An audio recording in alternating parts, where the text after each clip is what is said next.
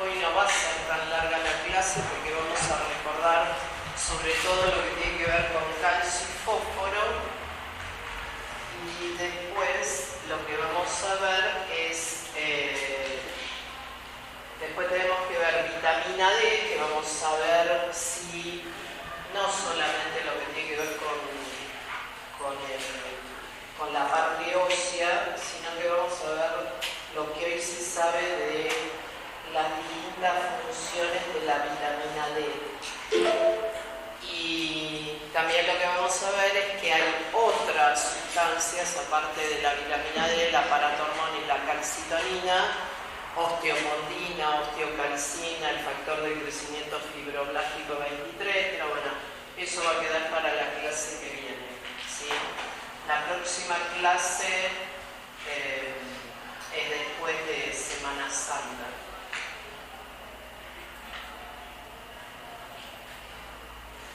Hoy vamos a ver generalidades, para recordar un poco por qué el calcio y el fósforo le damos tanta trascendencia, ¿sí?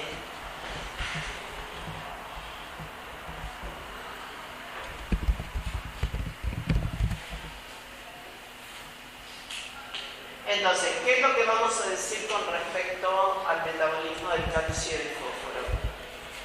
Porque el título es homeostasis, por lo que creo que ya les había mencionado cuando hablamos del metabolismo del potasio.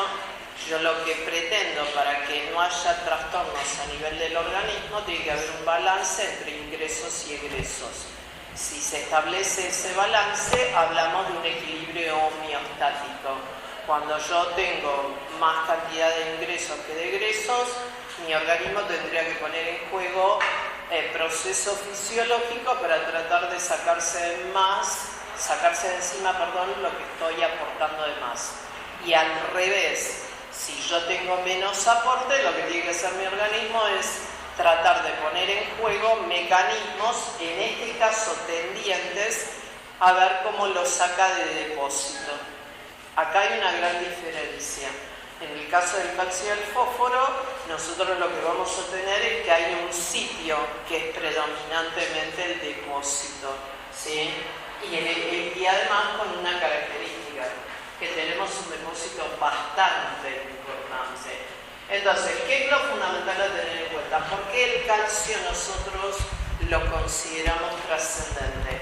Bueno, por todas las funciones que desarrolla. Si yo me pongo a pensar, fíjense que dice mineralización del hueso. Siempre les digo, cuando hablamos del hueso, también estamos considerando los dientes y estamos considerando en realidad tanto el aporte de calcio como el aporte de fósforo. ¿Por qué? Porque partimos de un concepto fundamental, que se van a unir. En realidad el calcio se une el fósforo no está libre, sino que tiende a formar compuestos como fosfatos, y entonces en realidad lo que vamos a tener es una sal que no es otra que el fosfato del calcio, y ese fosfato de calcio es el que va a participar en la mineralización ósea. Lo que vamos a ver es que tiene otras funciones, dice coagulación de la sangre, preservación de la membrana. Por ejemplo, preservación de la membrana tiene que ver, por ejemplo, con los glóbulos rojos. Toda célula, que en realidad la del glóbulo rojo no es una verdadera célula porque no tiene núcleo, pero tiene ciertas características. Uno menciona que tiene una vida media, y esa vida media está sustentada en que se mantengan ciertas condiciones. En el eritrocito, a medida que va envejeciendo, se van a ver modificadas las concentraciones de calcio. Y eso, por ejemplo, va a ser una de las cosas que afecte y que va a estar concatenada con que la membrana del eritrocito va envejeciendo. Como la membrana del eritrocito va envejeciendo, se va volviendo más permeable.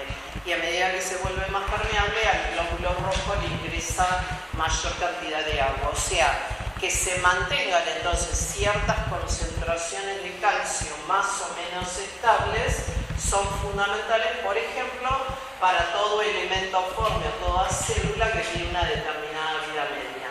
Después dice que participa de la regulación de glándulas endócrinas y exócrinas. ¿Eso con qué tiene que ver? Primariamente que participa, por ejemplo, en lo que tiene que ver con la secreción hormonal. Y no solamente con la secreción hormonal, sino también, por ejemplo, con la liberación de neurotransmisores. ¿Sí? Ahora yo voy a poner ciertos diapositivos para recordar en qué momento, en qué unidades temáticas, por ejemplo, hablamos de calcio. Y cuando decimos esto de la actividad enzimática es porque en realidad el calcio puede participar tanto de la activación como inactivación de distintas enzimas. Si yo parto del concepto que en todos los procesos fisiológicos participan enzimas, bueno, a partir de ahí, la verdad, uno puede tener una idea. Recuerden que el calcio, por eso, algunos lo mencionan también como segundo mensajero. Supongamos, yo podría decir, el calcio participa en la secreción de ácido clorhídrico, por ejemplo, por decir algo. Ahí tiene por qué, y les doy este ejemplo porque no me acuerdo si lo mencioné en su momento digestivo. El calcio es un estimulante de la secreción de ácido clorhídrico, trabajando como segundo mensajero. Ahí tienen por qué uno siempre dice que ustedes escuchan que una persona si tiene o padece de, por ejemplo, una úlcera gástrica o tiene acidez, hay gente que le dice tendrías que tomar o consumir algún lácteo. No, es lo peor que puede hacer, porque hoy en día todos los lácteos vienen enriquecidos con calcio. Y como tiene, en realidad, ¿qué es lo que lo calma? La verdad, cuando uno tiene una gastritis o tiene una úlcera gástrica, cualquier alimento que uno coma lo va a calmar. La realidad, porque yo lo que estoy haciendo es incorporar un alimento. Entonces, si yo en este momento tuviera mayor secreción de ácido clorhídrico, primero, al no tener el estómago vacío, la realidad favorece, porque si hay ácido clorhídrico no ataca mis paredes, sino que va a ir directamente a lo que pude haber comido. Lo fundamental es comer algo frío cuando uno tiene una sensación de ardor, no algo enriquecido con calcio. Entonces, también ¿cómo lo vimos? Bueno, fíjense que lo vimos en la contracción muscular. Entonces acá tienen primariamente cuáles son las distintas funciones biológicas que podemos asociar al calcio. Entonces, si yo parto de este concepto, el calcio es fundamental por la participación que tiene en distintos procesos fisiológicos. Y la otra cosa prioritaria, que lo podemos dividir también de esta manera, hablar de dos tipos de funciones: funciones que están relacionadas directamente con células o extracelulares. Dentro de las extracelulares, por ejemplo, cuando nosotros decíamos que participa en el proceso de la coagulación, o sea que es el responsable de la activación de distintos factores de la coagulación. Entonces, en ese caso, por eso lo que estamos diciendo es que desarrollaría una función extracelular. Entonces, esto es para que vean la diferencia. Y acá está mencionando también algo que es prioritario a tener en cuenta. Lo que tenemos que tener en cuenta es que qué es lo que determina que el calcio puede atravesar las membranas. Bueno, ahí tenemos que partir de otro concepto fundamental. ¿Por qué el calcio se puede movilizar del medio intracelular al extracelular o viceversa? Bueno, ahí también es lo que uno tiene que considerar. Lo que tiene que considerar es lo que tienen acá en parte pequeñamente presentado. Primero, el calcio tiene una característica: puede atravesar las membranas, y para eso lo hace a través de canales de calcio. Y ¿ustedes ya están cursando fármacos? Sí. Bueno, Si están cursando fármaco, probablemente... ¿Qué están viendo en fármaco? No, entonces todavía no. Bueno, cuando empiecen a hablar un poco más de fármaco, o por ejemplo cuando hablen de antiarrítmicos, van a mencionar o van a empezar a hablar de los distintos canales de calcio que existen. Hello. Me encanta cómo son el enganche que tienen con el celular. Estaba muy bien archivo. La realidad, no, a veces yo siempre digo, yo creo que yo te lo tiro por la ventana y vos te tiras atrás. Es increíble, sí, que tengan un poco esa cosa tan arraigada de bueno, disfrútenlo porque yo creo que por lo menos si seguimos aquí en Argentina vas a tener que poner una papa con 2 antenas, ¿viste? Bueno, entonces, sí, una cosa fundamental, van a hablar de los canales de calcio y van a decir que existen distintos canales de calcio. Canales lentos, que se llaman canales L, canales T, y con una característica que van a hablar o van a decir que los canales de calcio son voltaje dependientes. ¿Y esto qué significa decir? Que se activan o no en función del potencial de modificaciones del potencial de membrana en reposo. O sea que también el ingreso de calcio al interior de una célula muchas veces está condicionado a las diferencias de voltaje que se establecen entre un lado y otro lado de la membrana celular. De ahí la importancia de hablar de los canales voltaje dependientes. Ahora, ¿qué pasa? El calcio tiene otra característica más que es importante a tener en cuenta y que en parte acá más o menos se nos muestra esta figura. El calcio puede ingresar a través de canales, o sea, atravesando la membrana, pero también vamos a ver que en el caso si nos posicionamos, por ejemplo, a nivel renal o a nivel intestinal, lo puede hacer entre la unión entre célula y célula. Entonces hay 2 vías a través de las cuales se puede manejar el calcio, que son la vía transcelular o la paracelular. ¿Sí? ¿Qué otra cosa hay que tener en cuenta? La otra cosa en parte se las está mostrando acá, que muchas veces el calcio no siempre ingresa al interior de las células, también puede salir de las células. Y ahí tenemos distintas posibilidades. Por ejemplo, que lo haga por intercambio. Y uno de los intercambios que existe es sodio-calcio. La otra posibilidad, hay bombas de calcio.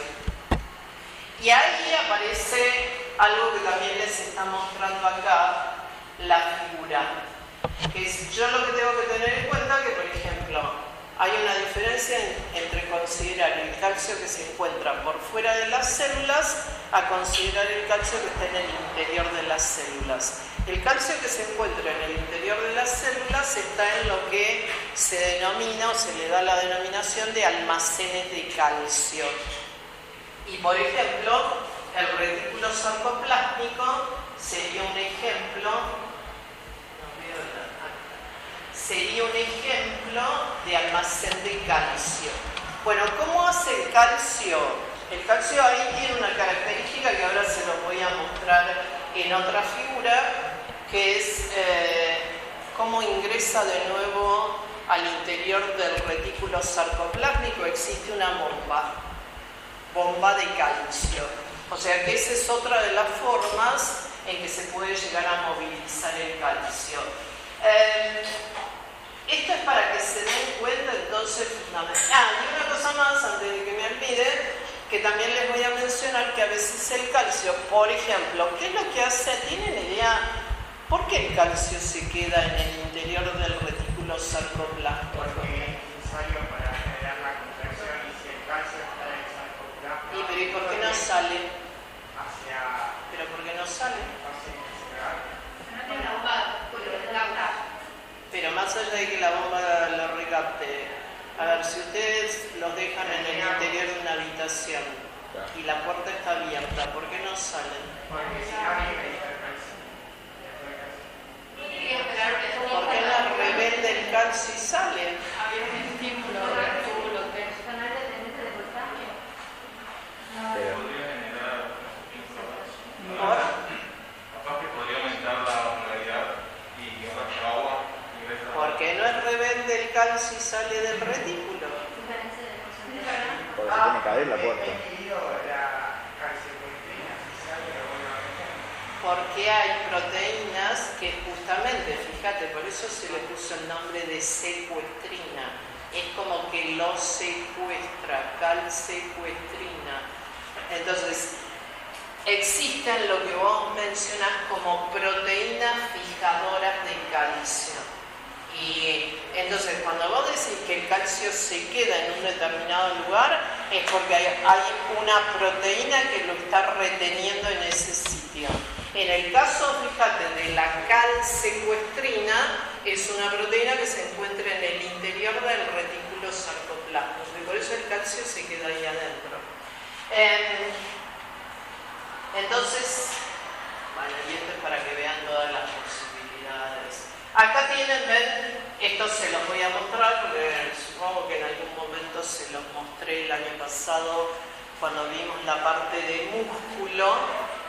Cuando uno habla de músculo, bueno, acá tienen, ven, distintas formas en que se produce el ingreso de calcio al interior de las fibras musculares y después la recaptación de calcio.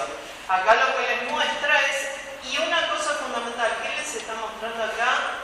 Dos tipos de receptores que actúan como canales de calcio, que eran los receptores dihidropiridina,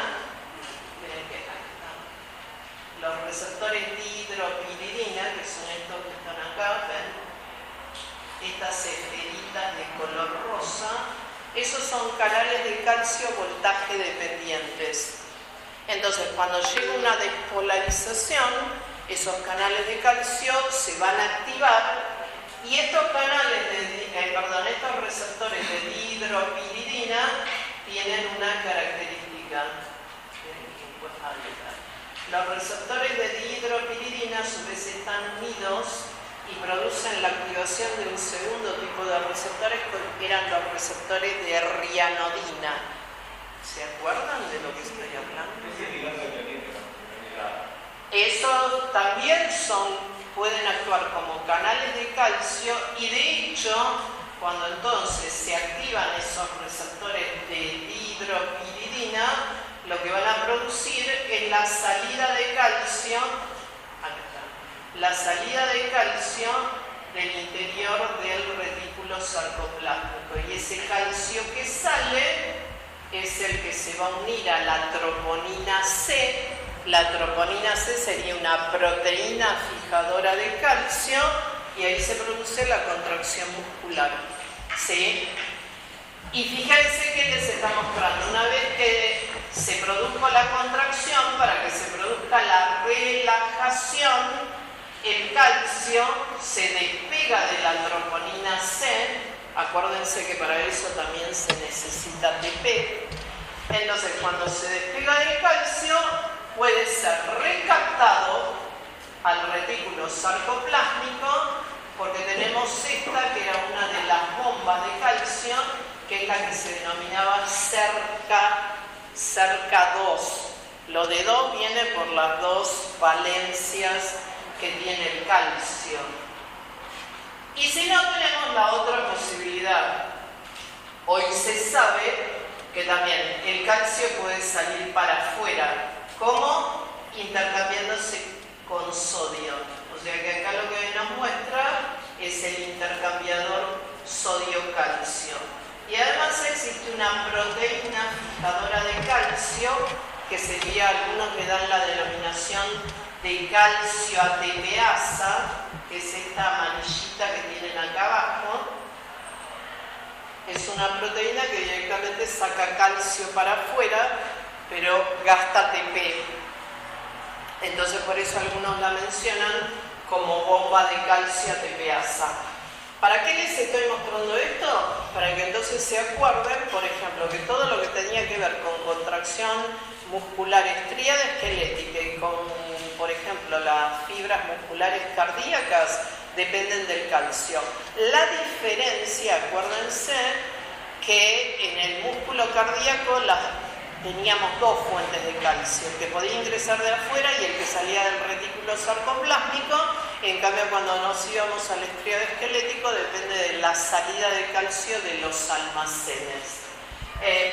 También acuérdense de la diferencia, ya que estoy la menciono, la del músculo liso, que también requiere calcio, pero la gran diferencia es que no tenemos troponina C, sino que se une a la calmodulina, ¿sí? Si recordamos esto, bueno, acá tienen la otra posibilidad. ¿Cómo lo relaciono con la liberación de neurotransmisor?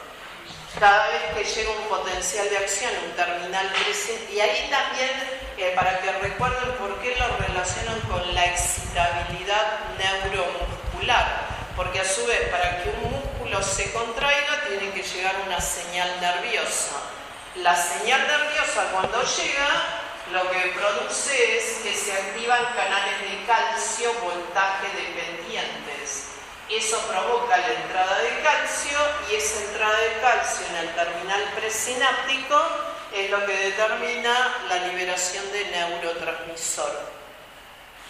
Esto para que se den cuenta que este no es el calcio que recién les estuve mostrando. Esto pasa en el terminal presináptico.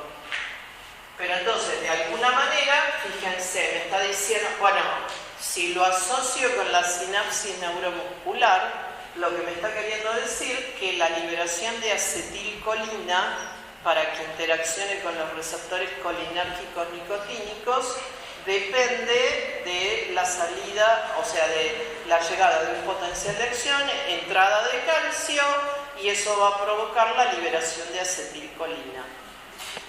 Lo que sí recuerden, por las dudas, que se lo tienen que acordar por ahí del año pasado, que la liberación de acetilcolina, hay dos tipos de liberación de acetilcolina. ¿Se acuerdan de eso?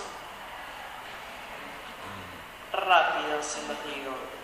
Una es esta, que sería la inducida. O sea, llega un potencial, llega una señal nerviosa, provoca la activación de canales voltaje dependientes, entra calcio y entonces se produce una liberación. ¿Y por qué digo que es inducida? Porque está sustentada en la llegada del potencial de acción. Y después acuérdense que había un segundo tipo de liberación de acetilcolina que era la espontánea o cuántica. Son cuantos de acetilcolina que se liberan, que es, yo siempre hago la misma analogía para que se acuerden. Sería, la inducida sería yo voy y abro una canilla y empieza a salir mucha cantidad de agua. La espontánea sería yo cerré, pero no me di cuenta, quedó goteando y sale una gotita. ¿Sí? ¿Y qué tipo de potencial? No los voy a molestar tanto.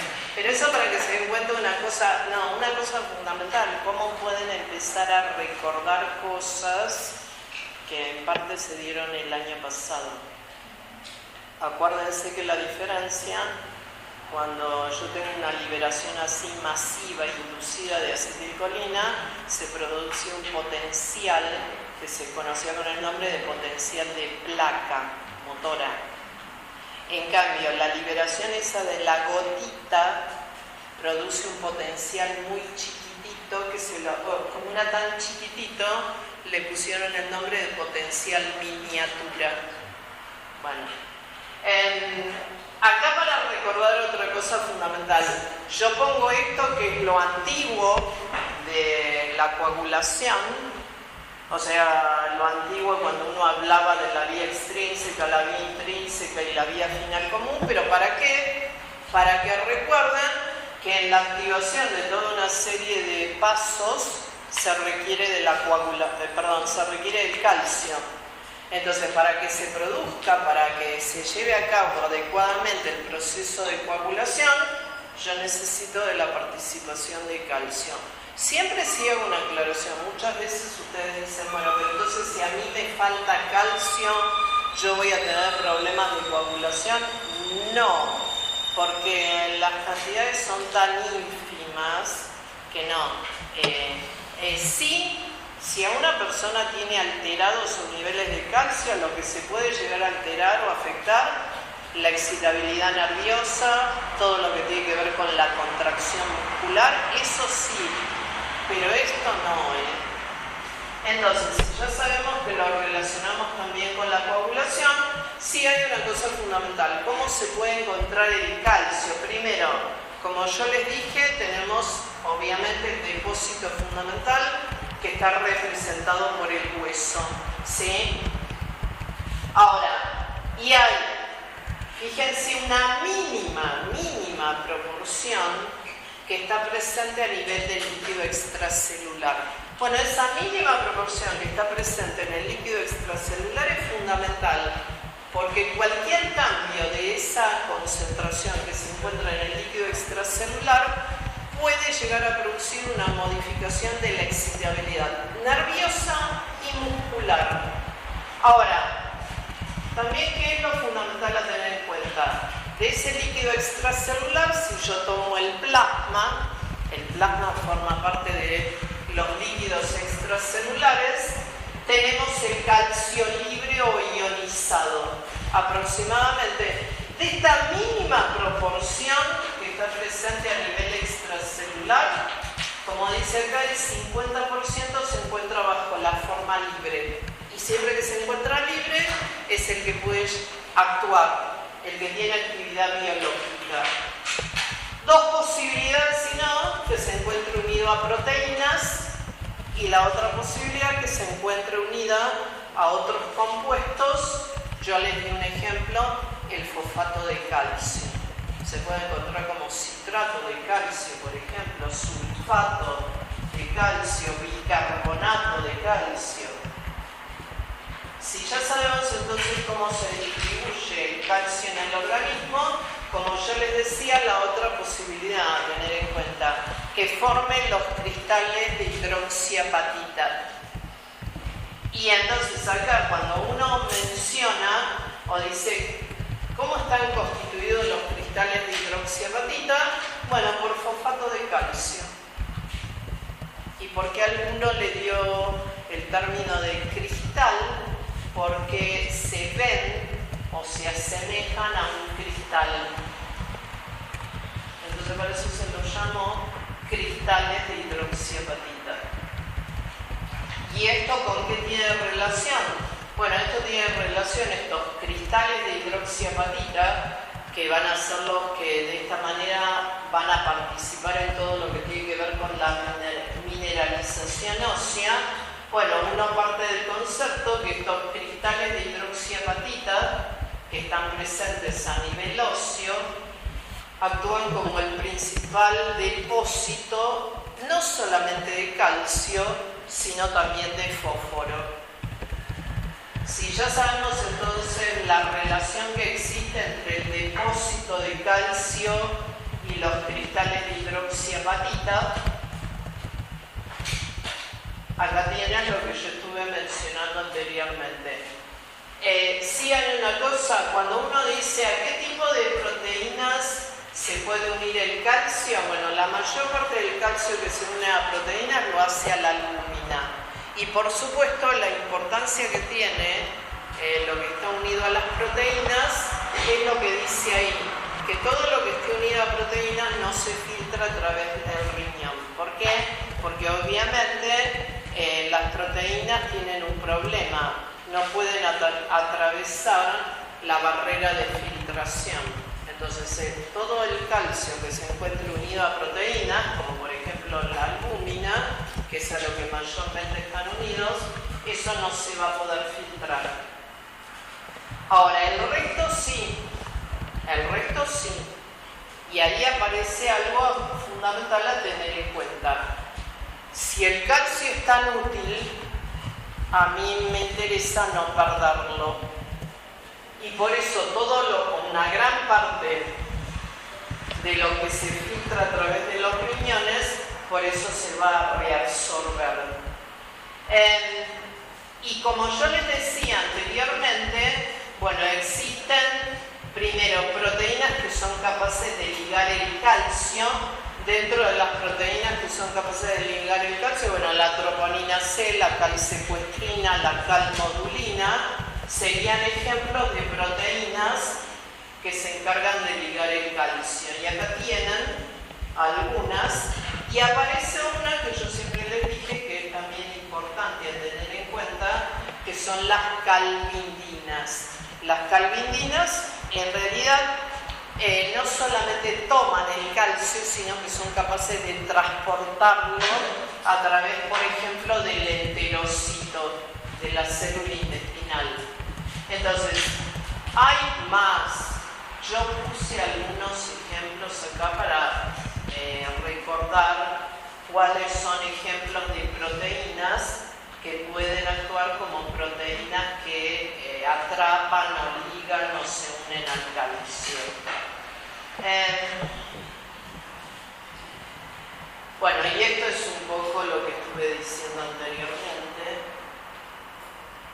Y sí, siempre que hablamos de cualquier metabolismo, bueno, en este caso tenemos el metabolismo del calcio, que es lo único que sí me muestra esta figura, que tiene que entonces existir un balance entre lo que ingreso diariamente a través de la dieta. Siempre recuerden que estamos partiendo del concepto que la dieta es balanceada. Entonces, nosotros tenemos que por día, en un individuo adulto, si la dieta es balanceada, el aporte diario sería aproximadamente de 1000 miligramos por día, y esto tendría correlación directa con lo que se excreta. ¿Cómo se excreta calcio? ¿Cómo se pierde calcio? A través de las materias fecales, la mayor parte, y una mínima proporción que se pierde a través de la orina. Y lo que les está mostrando es que todo lo que se absorbe normalmente de la dieta, lo que yo absorbo pasa a la sangre, pasa al plasma, que es líquido extracelular, y una vez que se encuentra en el plasma, como todo el plasma se filtra a través de los riñones, por eso una posibilidad que tenemos que tener en cuenta, que ese calcio tarde o temprano, salvo lo que está unido a proteínas, todo el resto se va a filtrar por los riñones. Y de lo que se filtra, una mínima proporción se excreta y la mayor parte se reabsorbe. Y por supuesto, si se reabsorbe, vuelve nuevamente a la sangre. Y entonces, ¿qué va a pasar con esto, con este calcio? Se va a ir al principal depósito, que sin lugar a dudas es el hueso. Lo que pasa es que ahí también lo que les está mostrando, que como el hueso es el principal sitio de depósito, puede salir el calcio de nuevo, y como sale, por el fenómeno de resorción. Si ya recordamos cómo se daba el metabolismo del calcio, fíjense que dice que en un adulto normal la excreción renal está equilibrada con la absorción. Obviamente que se pueden dar situaciones como por ejemplo que favorezcan la absorción, y si tuviéramos que dar ejemplos fisiológicos, en condiciones normales, en el crecimiento y en el embarazo, inclusive en la lactancia, sería trascendente incrementar el aporte de calcio porque se requiere mayor cantidad.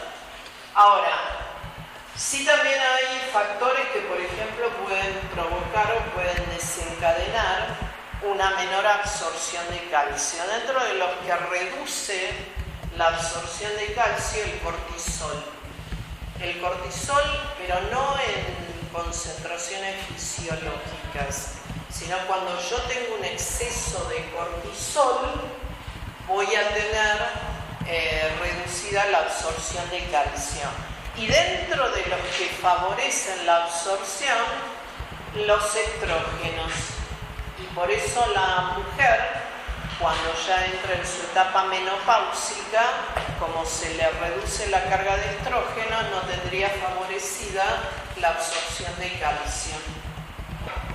Sí, y por eso tendría una mayor posibilidad de hacer una osteoporosis, por ejemplo. Ahora, ¿qué es lo fundamental también que tenemos que tener en cuenta? Que entonces, ¿qué puede pasar si yo tengo una hipocalcemia? Y acá ojo por algo fundamental, porque tanto la hipocalcemia como la hipercalcemia van a afectar la excitabilidad nerviosa y de las células musculares. ¿Por qué? Porque fíjense qué es lo que producen. Ya sea aumentando o disminuyendo la permeabilidad al sodio y al potasio, lo que están afectando es los potenciales de membrana en reposo. Entonces, desde el momento que afectan los potenciales de membrana en reposo, tanto de células musculares como de las neuronas, ahí tienen por qué se ve comprometida la excitabilidad neuromuscular tanto en una hipocalcemia como en una hipercalcemia. Lo que pasa que a veces los libros, sobre todo lo que muestran son las figuritas relacionadas con la hipocalcemia, porque se produce una especie de algo similar a lo que sería un calambre sostenido, y a eso se le dio el término de tetania, porque a algunos se le ocurrió que se asemejaba al tétanos que experimentalmente yo puedo generar en un músculo. Y bueno, todos los libros en general lo que les muestran es que ahí se genera a nivel del brazo una posición característica del brazo, por eso se le dio el nombre de signo de Chostek, o que algunos lo llaman el brazo de partero. Bueno, la realidad porque se hace evidente, ¿sí? Siempre digo una cosa, tetania no es lo mismo que tétano muscular y no es lo mismo que tétanos producido o provocado por el Clostridium tetani. Son tres cosas distintas. Y si una cosa, en ambos casos, como puede llegar a afectar el corazón, entonces en ambas situaciones el paciente se puede llegar a ver comprometido, porque dentro de las células musculares las que se pueden terminar afectando son las cardíacas. Entonces, sí, ¿qué es lo que vamos a decir respecto de la absorción? La absorción, acá tiene la absorción de calcio a nivel intestinal. ¿Y qué les está mostrando acá? Bueno, sí, una cosa que a veces yo menciono, siempre digo, hoy los canales de calcio y todo lo que son receptores al calcio, se les ha ido poniendo nombre. Y bueno, todo lo que tiene que ver con los canales de calcio, hoy se los conoce con esta sigla, TRBP.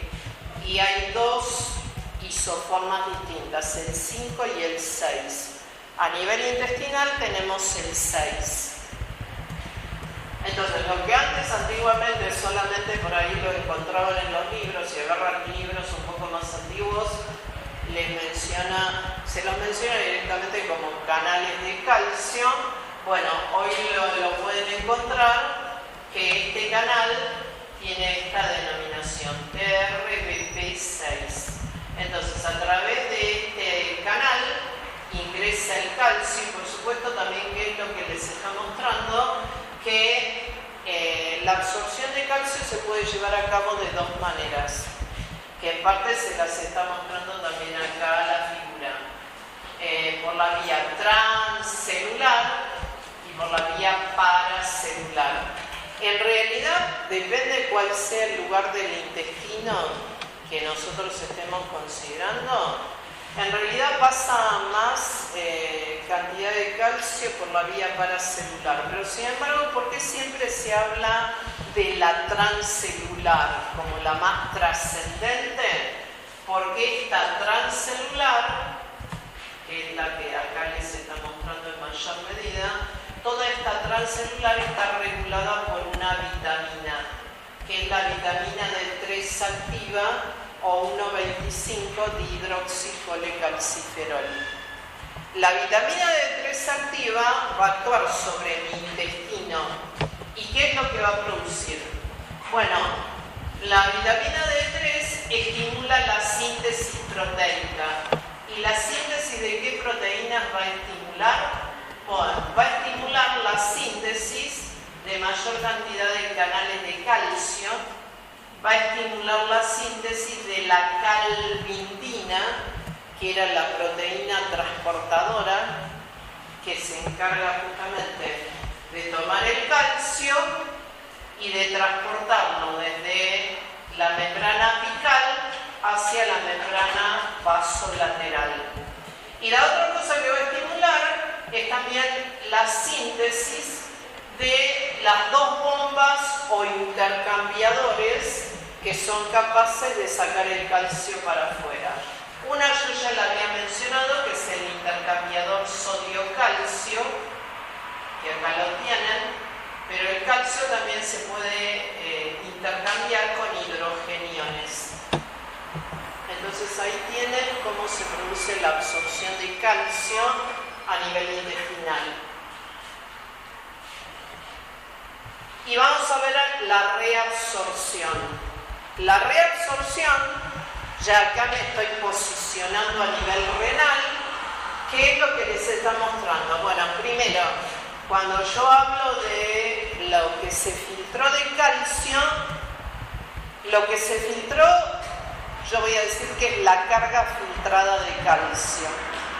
Entonces, supongamos que lo que se filtró, digo, este es el 100% de lo que se filtró por minuto. Bueno, de todo ese 100% que se filtra por minuto de calcio, el 65% se va a reabsorber a nivel del túbulo proximal. Y principalmente, ¿cuál va a ser el mecanismo primordial para que se lleve a cabo esa reabsorción? El pasaje de calcio a través de las uniones entre célula y célula. O sea que a través de la vía paracelular se va a producir la mayor reabsorción del calcio a nivel del túbulo proximal.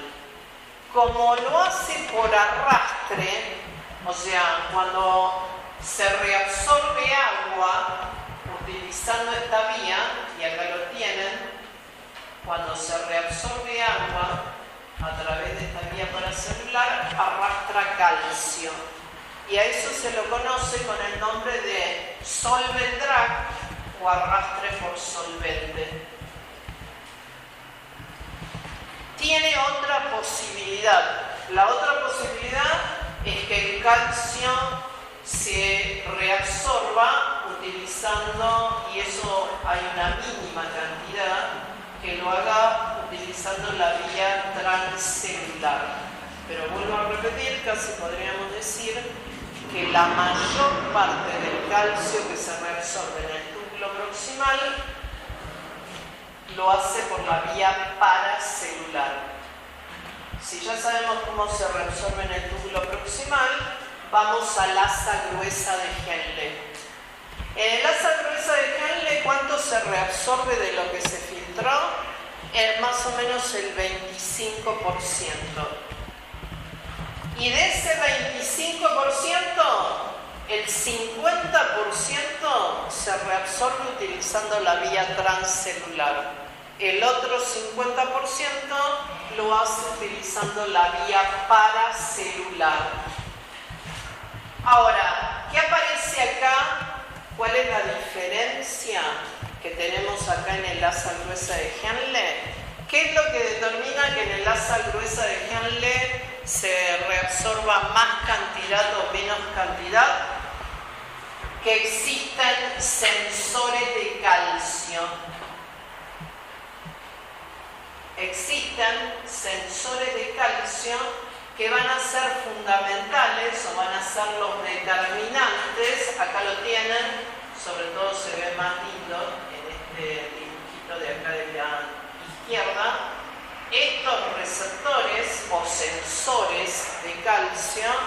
van a ser los que provoquen que la reabsorción a nivel de masa gruesa se incremente o por el contrario se vea disminuida.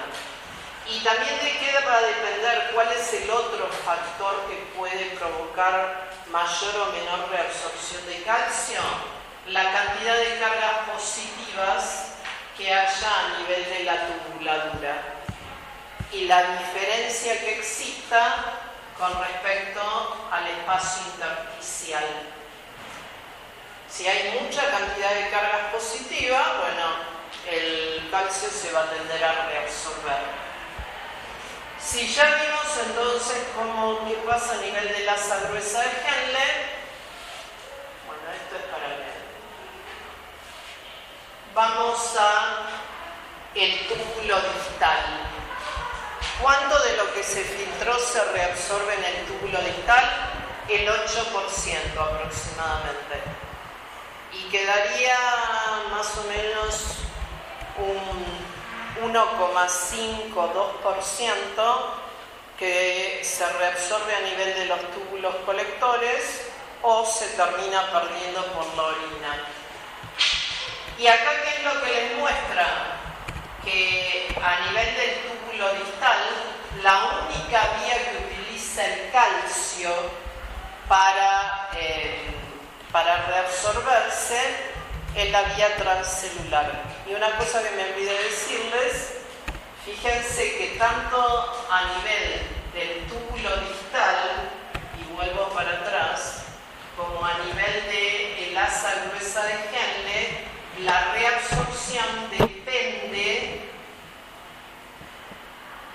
o está modificada, se puede ver modificada hormonalmente, porque a ese nivel puede actuar la paratormona, o sea que la paratormona puede llegar a modificar la reabsorción sobre la asa gruesa de Henle o también a nivel del túbulo distal. Y los canales que están presentes a nivel del túbulo distal, tenemos las dos isoformas, el TRPV5 y el 6. Si ya vimos entonces cómo se produce la reabsorción de calcio en el nefrón, bueno, esto es para que vean también el sensor de calcio. ¿Qué factores pueden ocasionar o pueden modificar la reabsorción de calcio aumentándolo, los que actúen a nivel del intestino? Bueno, yo no sé si ya vieron algo relacionado con diuréticos. No vieron esto. Esta parte de acá no la vieron.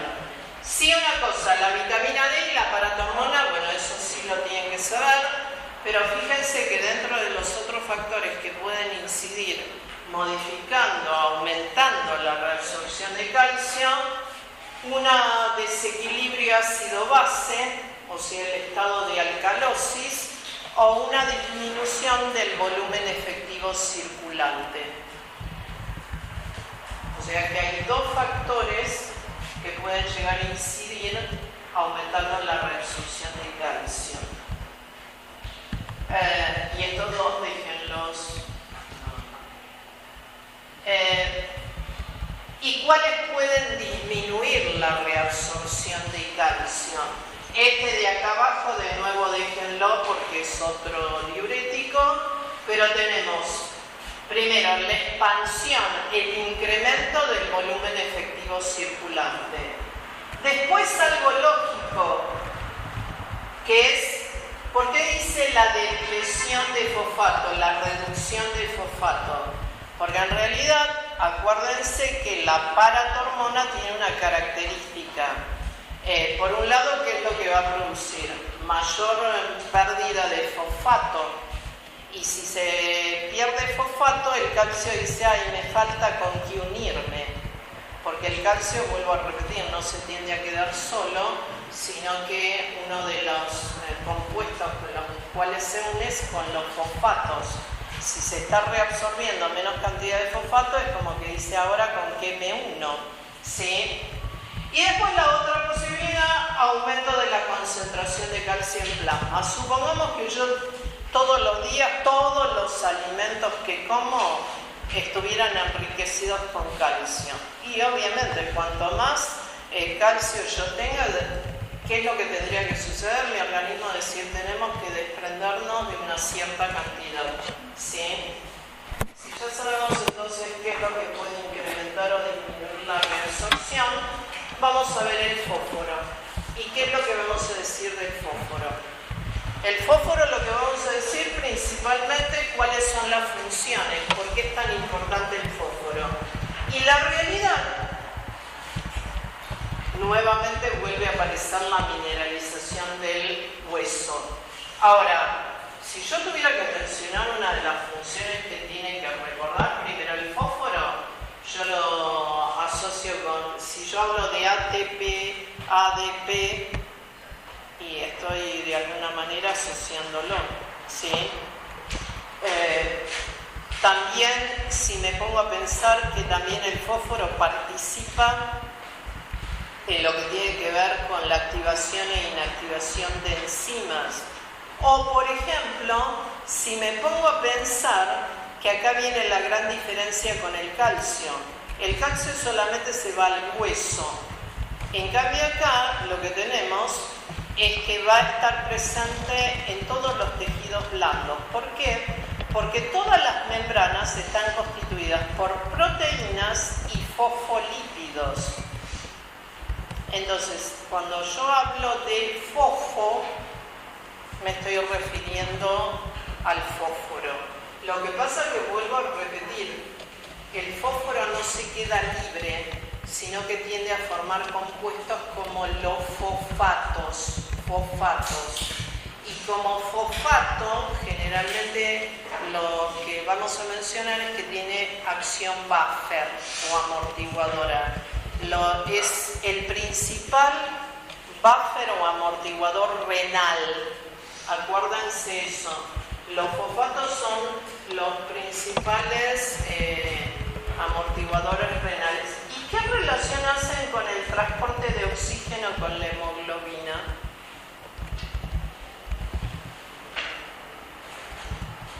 Ah, los maté, ahora me voy a traer.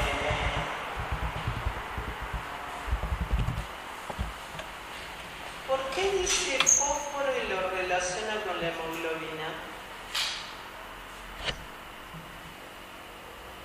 Qué poco que se acuerdan del año pasado. 2,3-difosfoglicerato. Ah, sí, era un efecto. Bueno, que vos cuando hablabas del 2,3-DPG decías que era un competidor del oxígeno con respecto a su afinidad con la hemoglobina. Bueno, ¿viste? Hay una cosa, ¿sabes qué sucede? Que uno se acostumbra a las abreviaturas. Entonces vos decís 2,3-DPG, 2,3-DPG. Pero si vos decís 2,3-difosfoglicerato, ves el punto de contacto, ¿sí? Entonces, eso para que se den cuenta realmente que... Y bueno, ¿y por qué habla de la contracción muscular? Porque tanto para la contracción como para la relajación necesito ATP. Cuando el ATP se desdobla, libera energía. O sea, por eso les digo que es tan importante el fósforo como el calcio. La verdad, no es que uno puede decir, no, es más importante el calcio, no. El fósforo es igual de importante. Entonces, es fundamental que se acuerden de eso porque tienen trascendencia los dos. Y por supuesto, hay una cosa fundamental. De nuevo, ¿qué es lo que tengo que considerar? Que el fósforo, cuando decimos quién me lo aporta la dieta. Ahora, lo que uno podría decir es, primero, diferencias. Las principales diferencias es que las dos vías a través de las cuales se puede perder fósforo, ven que no debo ser tan mala porque me siguen saludando los chicos. Se ve que todavía no me conocen bien. Hay una cosa, ¿cuál es la diferencia? La diferencia es que se pierde más por orina. ¿Y por qué se pierde más por orina? por lo que les decía recién. ¿Cómo? Será como buffer. Actúa como buffer. Si no te actuara como buffer, tu orina sería espantosamente ácida. Esa es lo que alcalinización de la orina, porque creo que... Es que en realidad, es decir, lo que hace los fosfatos se unen a los hidrogeniones. Esto es lo que, si se acuerdan de renal, era lo que vos podés evaluar en la práctica médica, y vos hablas de la acidez titulable. Cuando vos hablas de la acidez titulable, lo que vos evaluás en una persona es la cantidad de que se está eliminando de ácido fosfórico. ¿Entendés? Por eso el fosfato se une a los hidrogeniones, porque si no correrías un riesgo que una gran parte de los hidrogeniones los eliminaras en forma libre. Y si fueran eliminados en forma libre sería un problema, porque la orina podría llegar a tener un pH de 3 o menos. Y entonces sería incompatible con la vejiga. Entonces, ahí tienen por qué se dice que se pierde más por orina. Y lo que sí les está mostrando, que acá viene la gran diferencia con el calcio, que cuando decimos hacia dónde va, no solamente vamos a tener en cuenta el hueso, sino que primero vamos a tener que tener en cuenta todos los tejidos blandos, desde el momento que yo les decía que, por ejemplo, está presente en la membrana de todas las células. Si está presente en la membrana de todas las células, y hay una proporción que la voy a tener en cuenta, está presente en los tejidos blandos. Y por supuesto lo que les está mostrando, bueno, en parte les empieza a mostrar cuáles son los 3 factores hormonales que uno puede llegar a considerar que están relacionados con este balance. Y fíjense una cosa que, bueno, creo que se los dije el año anterior, pero por las dudas no recuerdo, que en general no se habla de fósforo, se habla de fosfato. Y por eso hay algunos libros que directamente ponen fosfato, no hablan de fósforo. Y sí mencionan las 3 hormonas, si bien digo, las 3 hormonas primordiales: la vitamina D3 activa, la paratormona, y la que tendría menos trascendencia, por lo menos para todo lo que tiene que ver, aunque hay algunos que ahora están diciendo que la calcitonina también podría llegar a tener alguna relación con el balance de fósforo. Si ya vimos esto, gran diferencia cuando consideramos los fosfatos, y tanto cuando consideramos absorción como reabsorción. La gran diferencia que tiene con el calcio es que no se absorbe y reabsorbe atravesando canales, sino que lo hace, se requieren transportadores. Y entonces acá aparece un problema. Todo sistema que utiliza transportadores se puede llegar a saturar. O sea que todo lo que tiene que ver con la absorción de fosfato y la reabsorción de fosfato es saturable. Puede producir o se puede generar el fenómeno de saturación. Y la otra característica es que conjuntamente con los fosfatos no solamente se transportan los fosfatos, sino sodio.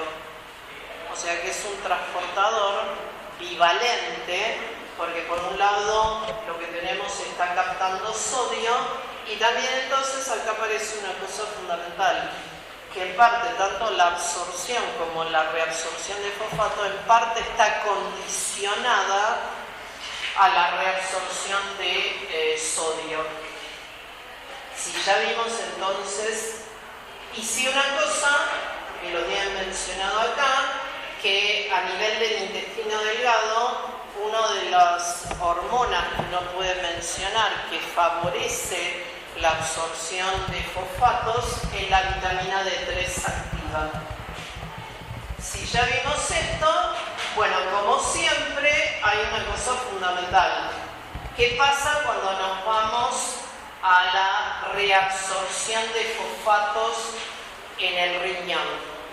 Cuando nos vamos a la reabsorción de fosfatos a nivel renal, Como yo les decía antes, si yo me sitúo a nivel del túbulo proximal, lo primero que tengo que tener en cuenta entonces es recordar el fenómeno de la saturación. El fenómeno de la saturación. Pero hay otra cosa que hay que tener en cuenta. La otra cosa a tener en cuenta que puede afectar la reabsorción de fosfatos lo tienen mencionado acá. La modificación del pH a nivel de la luz tubular.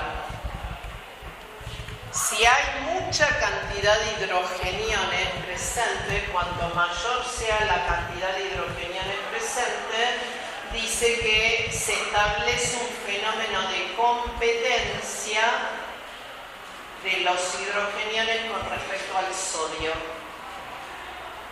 Y entonces, ¿qué están haciendo los hidrogeniones?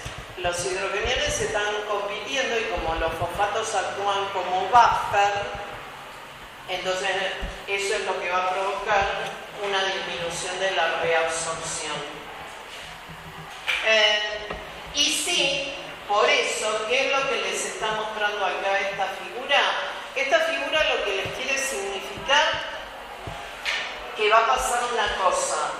Supongamos, para que entiendan esto, supongamos que se filtran por minuto 1000 moléculas de fosfato y yo tengo nada más que 500 transportadores, hasta 500 se va a reabsorber. Pero una vez que ya no haya transportadores porque se saturó el sistema, empieza a excretarse. Y esto es lo que les quiere mostrar acá. Que en un momento determinado, primero los fosfatos se reabsorben, pero si cada vez se sigue filtrando en mayor cantidad, a medida que cada vez se filtre más cantidad de fosfato, y cuando se produzca un fenómeno de saturación, cuando se llegue, ¿se acuerdan lo que era el TM o transporte máximo? Que es lo mismo que pasaba con la glucosa, ¿sí? ¿Y cuáles son los factores que pueden aumentar la reabsorción? ¿Cuáles son los que pueden disminuir la reabsorción?